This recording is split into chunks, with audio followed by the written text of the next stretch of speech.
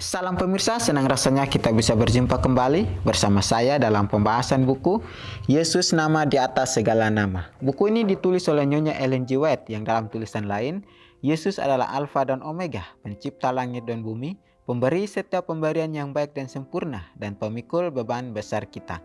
Kepada mereka yang hancur oleh dosa, Dia menawarkan juru selamat yang sempurna, perantara yang agung, perantara yang maha kuasa, dan kapten keselamatan kita. Ya, ini adalah ajakan untuk kita. Biarlah kita selalu menyerahkan kehidupan kita hanya kepada Tuhan saja. Biarlah dengan komitmen kita setiap hari yang kita doakan, biarlah itu menjadi suatu berkat dan suatu harapan bagi kita untuk selalu mendekatkan diri hanya kepada Tuhan saja.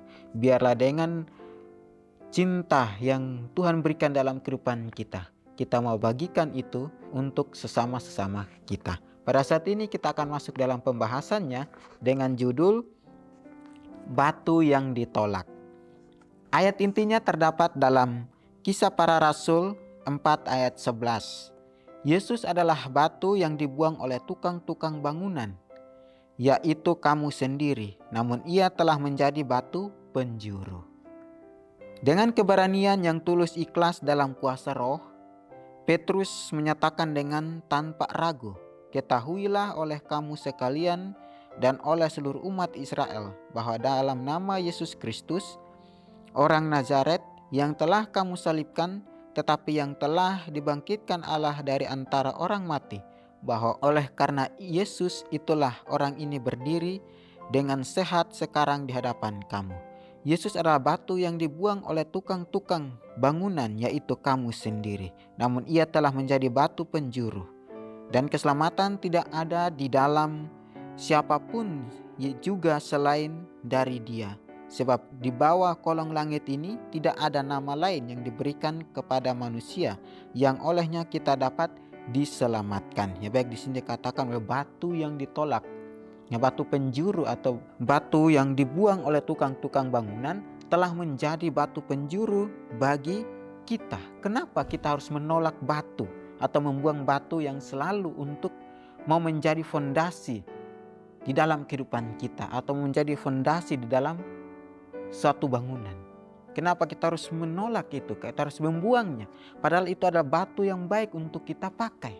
Ya, alasannya bagaimana kita harus mendirikan suatu bangunan tanpa memakaikan batu? Ya, tidak akan kokoh, tidak akan berdiri dengan baik. Karena kita selalu membuang akan batu yang baik itu. Yaitu sama pun Kristus di dalam kehidupan kita. Ya, batu yang dibuang adalah batu kasih karunia Kristus. Ya, di sini juga dikatakan bahwa Yesus adalah batu yang dibuang oleh tukang-tukang bangunan, yaitu kamu sendiri. Ya, kenapa kita harus membuang batu itu? Ya, di sini dikatakan yaitu kamu sendiri. Mungkin saya telah membuang akan Kristus dari kehidupan saya. Yesus mau supaya Dia berada di dalam kehidupan saya untuk mengubahkan saya terus, untuk membenahi kehidupan saya setiap harinya. Tapi kenapa saya harus mengambil satu keputusan? Tapi kenapa saya harus mengambil suatu pilihan yang dapat membuat saya jauh lebih dari Kristus? Kenapa? Ya, ini adalah pilihan saya. Karena kita sering melupakan akan Kristus di dalam kehidupan kita. Kenapa kita tidak mau pakai untuk menghidupkan karakter dan tabiat Kristus di dalam kehidupan kita? Malah kita menolak akan Kristus. Kita membuang akan berkat yang Dia titipkan di dalam kehidupan kita. Ya, ini pelajaran yang sangat baik untuk kita orang-orang percaya. Untuk selalu bertanya di dalam kehidupan kita, apakah saya sudah menerima akan batu itu atau Kristus itu sendiri atau belum? Jangan saya membuang akan batu itu. Tapi biarlah aku mengambil batu itu untuk membangun suatu dasar fondasi yang kuat di dalam kehidupan saya, di dalam hati saya. Karena saya tahu bahwa batu itu sangat berharga di dalam satu bangunan. Jadi bagaimana kita tahu betul, kita tahu pasti bahwa kita berdiri sendiri tanpa Kristus. Ya, kita tidak akan berhasil. Tetapi bagaimana kita mau berdiri di atas prinsipnya Kristus, di atas fondasi Kristus, maka kita akan berdiri kokoh dan teguh tanpa kita ragu-ragu. Ya, inilah pelajaran yang diberikan kepada kita. Ya, jangan kita sekali-kali membuang akan pelajaran dari Kristus, tabiat Kristus. Tetapi bagaimana kita mau menerima semuanya itu untuk kita dapat gunakan, untuk kita dapat pakai di dalam kehidupan kita. Jadi sini juga dikatakan bahwa namun ia telah menjadi batu penjuru, dan keselamatan tidak ada di dalam siapapun juga selain dari Dia. Bayangkan, keselamatan tidak ada dari siapapun selain daripada Kristus. Tidak ada dari orang tua kita, tidak ada dari saudara-saudara kita. Tetapi keselamatan itu datangnya daripada Tuhan saja. Untuk itu Tuhan mengajak kembali kita untuk selalu berkomitmen, untuk berpaut kepada Tuhan saja. Dia adalah penebus kita, Dia adalah pelindung kita.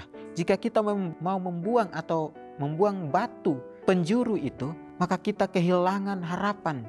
Kita telah kehilangan perlindungan. Kita telah kehilangan penebusan di dalam kehidupan kita. Karena kita tahu bahwa Dia sudah menjadi tebusan di dalam kehidupan kita. Ya, di sini dikatakan bahwa sebab di bawah kolong langit ini tidak ada nama lain yang diberikan kepada manusia yang olehnya kita dapat diselamatkan. Tidak ada nama lain, saudara-saudara, hanya nama Kristus. Yang artinya Tuhan sudah menetapkan suatu fondasi atau prinsip yang baik atau karakter dan tabiat untuk kita selalu pakai di dalam kehidupan kita. Ya, inilah batu penjuru Kristus. Ya, inilah batu yang dibuang oleh tukang-tukang. Maka kita mengambil batu itu untuk kita pasang atau kita pakai di dalam kehidupan kita. Ya, inilah kembali di dalam kehidupan kita. Pilihan ada di tangan kita masing-masing.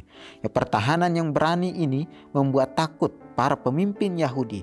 Mereka menyangka bahwa murid-murid itu hanyalah para nelayan yang bodoh yang akan dikalahkan oleh ketakutan dan kebingungan bila dibawa di hadapan Sanhedrin. Ya, tetapi sebaliknya saksi-saksi ini berbicara seperti Kristus telah berbicara dengan kuasa yang meyakinkan, telah mendiamkan musuh-musuh mereka. Tidak ada tanda ketakutan dalam suara Petrus sementara ia menyatakan tentang Kristus. Yesus adalah batu yang dibuang oleh tukang-tukang bangunan, yaitu kamu sendiri. Namun ia telah menjadi batu penjuru. Ya, di sini juga dikatakan, ya, pertahanan yang berani membuat takut para pemimpin Yahudi. Kenapa mereka takut? Karena mereka selalu kuat. Mereka selalu bersatu di dalam Kristus. Sehingga apapun yang mereka ucapkan, apapun yang mereka bicarakan, itu menjadi suatu kemenangan di dalam kehidupan kita. Ya, bahkan di sini musuh-musuh mereka juga terdiam jika pada waktu Yesus berbicara kepada mereka. Ya, karena kuasa itu yang dapat membuat kita berbicara dengan sesuai dengan kehendak Tuhan, bukan dengan kehendak kita. Ya, jika Tuhan sudah mengizinkan semuanya untuk kita lakukan, maka kita lakukanlah dengan baik.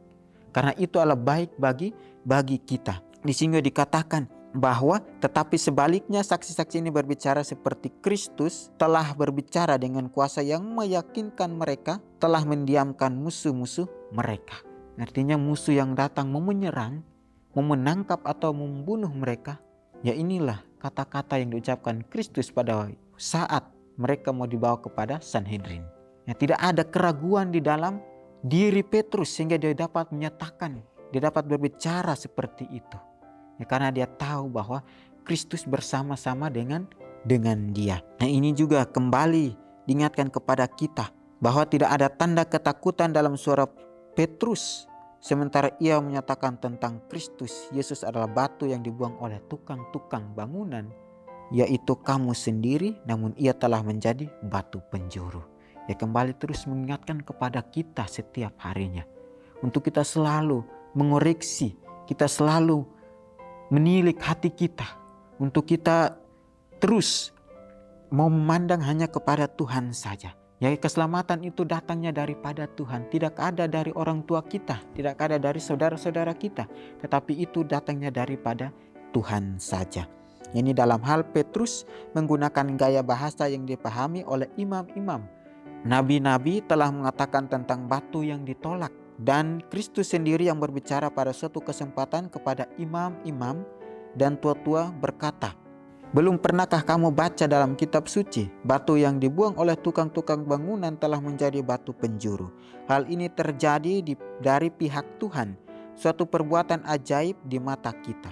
Sebab itu aku berkata kepadamu, bahwa kerajaan Allah akan diambil daripadamu dan akan diberikan kepada suatu bangsa yang akan menghasilkan buah kerajaan itu. Dan barang siapa jatuh ke atas batu itu, ia akan hancur. Dan barang siapa ditimpa batu itu, ia akan remuk. Matius 21 ayat 42 sampai 44. Jadi sini kembali lagi mengingatkan kepada kita, belum pernahkah kamu membaca dalam kitab suci yang batu yang dibuang oleh tukang-tukang bangunan telah menjadi batu penjuru. Hal ini terjadi dari pihak Tuhan, suatu perbuatan ajaib di mata kita. Sebab itu aku berkata kepadamu, bahwa kerajaan Allah akan diambil daripadamu dan akan diberikan kepada suatu bangsa yang menghasilkan buah kerajaan itu.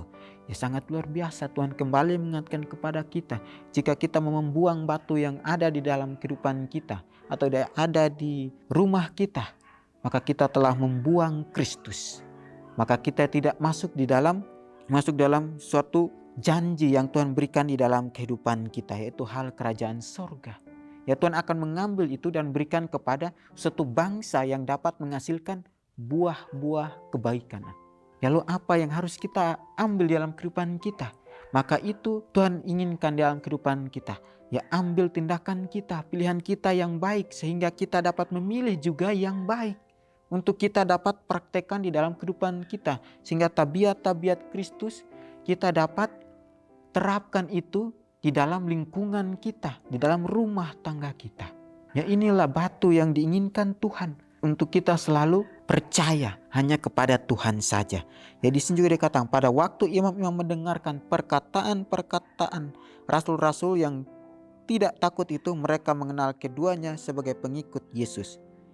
Tentang murid-murid setelah Kristus dipermuliakan di atas gunung, dan ada dituliskan bahwa pada penghabisan pemandangan yang ajaib ini, mereka tidak melihat seorang pun kecuali Yesus seorang diri. Matius 17 ayat 8. Yesus seorang diri. Dalam perkataan ini termuat rahasia kehidupan dan kuasa yang menandai sejarah sidang yang mula-mula. Bila murid-murid mula-mula mendengar perkataan Kristus, mereka merasa keperluan mereka akan Dia. Alfa dan Omega jilid 7 halaman 53-54. Ya, ini pada saat imam-imam mendengarkan perkataan rasul-rasul yang tidak takut itu, mereka mengenal keduanya sebagai pengikut Yesus. Ya, di sini juga dikatakan kepada kita bahwa tentang murid-murid setelah Kristus dipermuliakan di atas gunung, ada dituliskan bahwa pada penghabisan pemandangan yang ajaib ini, mereka tidak melihat seorang pun kecuali Yesus seorang diri. Yesus seorang diri. Dalam perkataan ini termuat rahasia kehidupan. Ya, inilah, jika kita mau berjalan bersama dengan Kristus, ya pilihan kita yang menentukan kehidupan kita. Jangan kita salah ambil pilihan atau keputusan yang akhirnya membuat kita salah arah. Akhirnya kita dapat jauh dari Kristus. Ya, di sini dikatakan, renungkan lebih dalam. Bagaimana saya menjadikan hanya Yesus saja sebagai prinsip hidup saya? Ini kembali lagi dalam kehidupan kita pribadi lepas pribadi. Ya, bagaimana caranya supaya kita menjadikan hanya Yesus saja yang dalam sebagai prinsip kehidupan kita? Ya, bagaimana caranya? Yaitu kita selalu melakukan kehendak Tuhan kita. Ya, itulah makanan yang diberikan kepada kita setiap harinya. Ya, inilah pelajaran yang ada di dalam kehidupan kita, untuk kita selalu bersandar hanya kepada Tuhan, menyerahkan kehidupan kita hanya kepada Tuhan saja, dan jadikan Tuhan prinsip di dalam kehidupan kita. Ya, inilah pelajaran batu yang ditolak, yaitu Yesus Kristus, batu penjuru yang menjadi penebus kita dan menjadi keselamatan di dalam kehidupan kita. Ya pemirsa, ini adalah pembahasan kita pada saat ini. Kita akan berjumpa lagi di kesempatan berikutnya, dan Tuhan memberkati.